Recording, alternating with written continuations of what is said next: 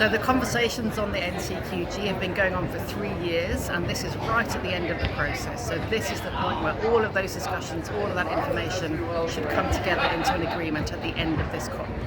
So we're currently on day 4 of the COP, and there are 7 more days to go. So it's early in the process.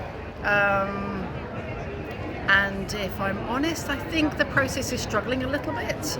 I think there are some quite different views between developed and developing countries, and at the moment they're not managing to find a compromise. I think that will come later next week when the ministers are here. There are still everything is still to be resolved. Nothing is yet resolved. Everything is still on the table. NCQG is so important. It's a very odd name, the new collective quantified goal, but what it means is climate finance for developing countries.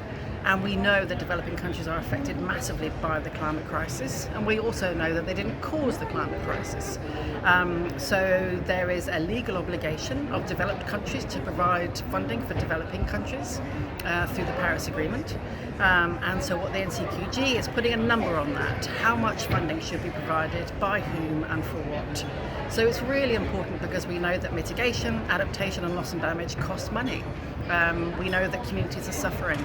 And we know that there is lots to do to keep our world on track to 1.5 degrees of warming.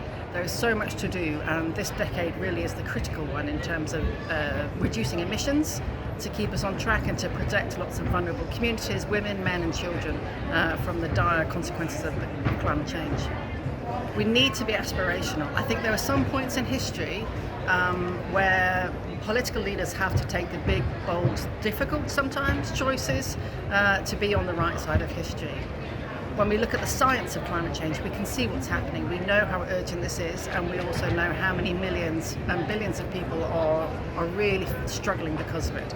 So we need our political leaders from all sides to really be bold, and we need our developed country leaders to recognise their obligation to developing countries around climate change and to agree a goal that is, I wouldn't say ambitious, but I would say fit for purpose. That means it needs to be a goal that's at least $1 trillion per year for developing countries, and that money needs to be primarily in grants, not in loans, and it needs to be primarily public money, not private sector, because that's what is needed in terms of adaptation and loss and damage, and particularly for the least developed countries.